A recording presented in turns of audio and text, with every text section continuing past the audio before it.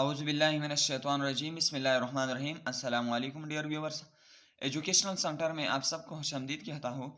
दोस्तों, बहुत से व्यूवर्स की फरमाइश पर आज ये लेक्चर रिकॉर्ड कर रहा हूँ।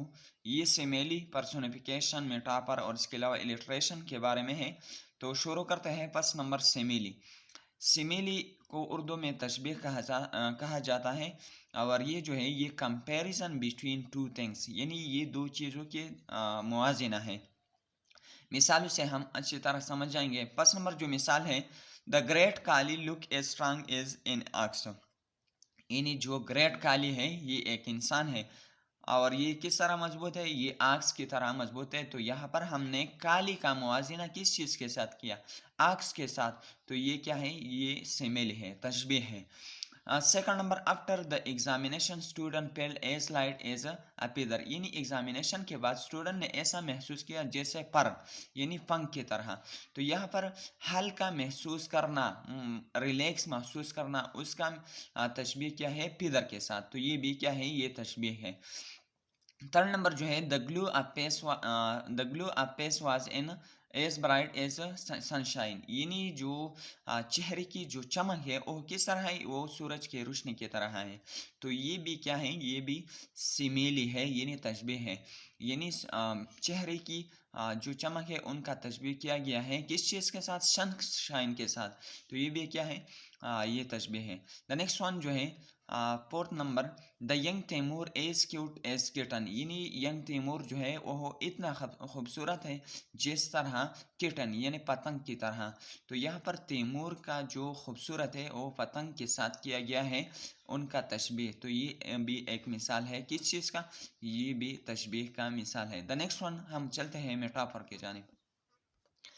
मेटाफर क्या है, ये भी सिमिली की तरह है, लेकिन फ़र्क सिर्फ इतना है कि सिमिली में हम एक चीज़ के दूसरे चीज़ के साथ मुआजिना करते थे, लेकिन मेटाफर में हम कहेंगे कि एक चीज़ दूसरी चीज़ ही है, यानी एग्जैक्टली वो चीज़ है।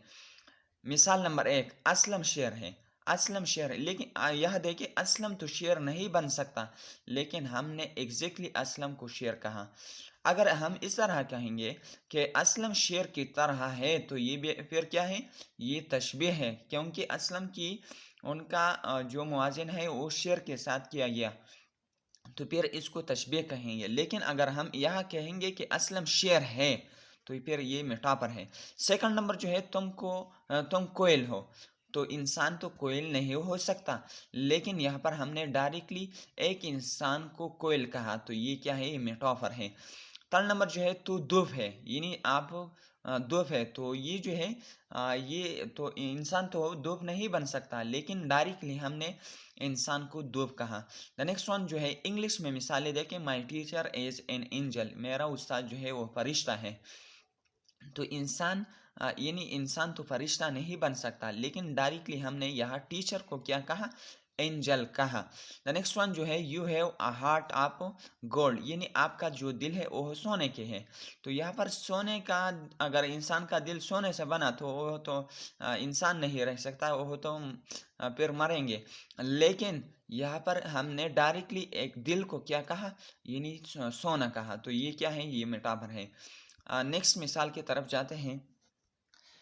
नेक्स्ट मिसाल जो है, दिस क्लास इज अ जू, यानी ये जो क्लास है ये चिड़ियाघर है।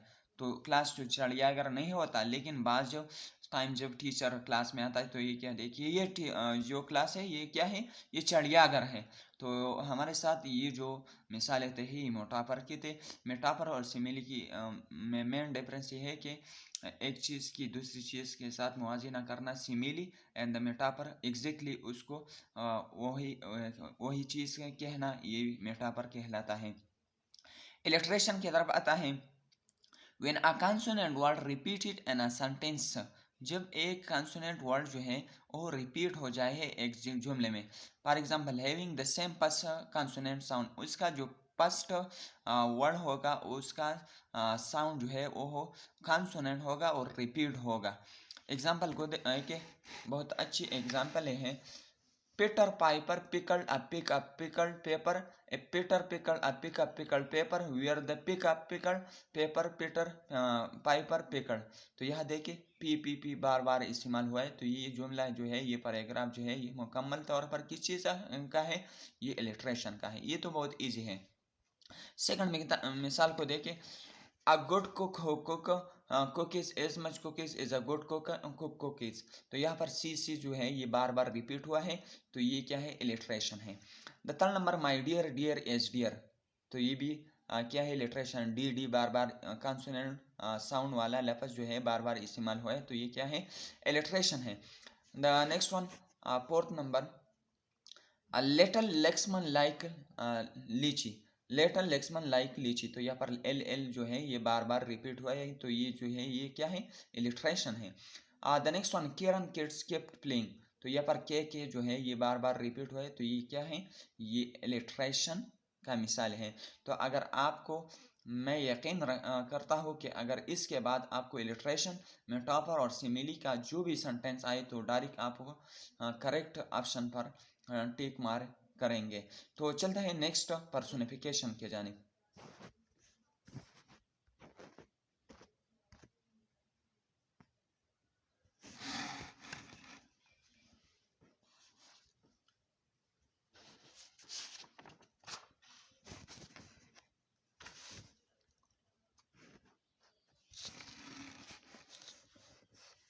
इससे पहले हाइपरबोलिक को डिस्कस करते हैं और फिर आते हैं पर्सोनिफिकेशन के जानिब। हाइपरबोलिक को देखें। हाइपरबोलिक क्या चीज़ होता है? कोई बात बड़ा चढ़ा कर कहना। फॉर एग्जाम्पल, अगर पुश्तो में मैं कहूँ कि चीज़ डेर पखवाने मा द डेर वखे मा, नो दा खबर मा डेर बड़ा चढ़ा कर, मतलब दा लायक नहीं, लायक न चिदा खबर जो कम खो मा, मतलब डेर मख के लाड़ा मा डेर, मतलब खबर में डेर उगदा कड़ा, मतलब डेर ऊंचा चुमा। नो दी द वजह न देता हाइपरबोली। तो कोई बात बड़ा चढ़ा कर कहना, मोर देन रिक्वायर्ड एग्जाजरेशन, यानी जो रिक्वायर्ड बात है उससे आगे जाना। मिसाल से हम अच्छी तरह समझ जाएंगे। आई एम सो टायर्ड, मैं बहुत थका हूँ। I could sleep for 1 year, यानी मैं बहुत थका हूँ तो मैं 1 साल के लिए सो सकता हूँ। तो यहाँ पर देखें, ये जो है 1 साल के लिए तो इंसान नहीं सो सकता, लेकिन यहाँ पर हमने उस बात को बढ़ा चढ़ा कर कह दिया, तो इसको हाइपरबोली कहा जाता है। सेकंड मिसाल को देखें। I have told you 1000 time about this, कि मैंने आपको इसके बारे में 1000 दफ़ा कह चुका हूँ। तो यहाँ पर इंसान तो इसको 1000 तो आप गिन नहीं सकता कि 1 2 3 4 इस तरह मैंने आपको कहा, लेकिन यहाँ पर बात जो है बढ़ा चढ़ा कर कह चुका है, तो इसको हाइपरबोली कहा जाता है। थर्ड नंबर जो मिसाल है, आई वुड मूव माउंटेन्स पर हर, कि मैं उसके लिए पहाड़ों को भी हिल सकता हूँ।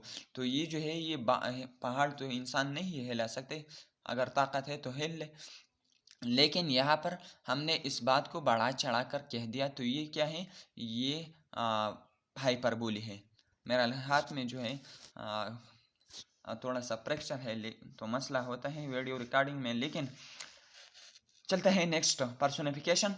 किस चीज़ को इंसान की कोई करेक्टर देना, किसी नॉन लिविंग थिंग्स को, गैर जानदार या ट्रीज गार्डन वगैरह, किस चीज़ को इंसान की करेक्टर देना, इसको पर्सोनिफिकेशन कहा जाता है। मिसाल से हम अच्छी तरह समझ जाएंगे।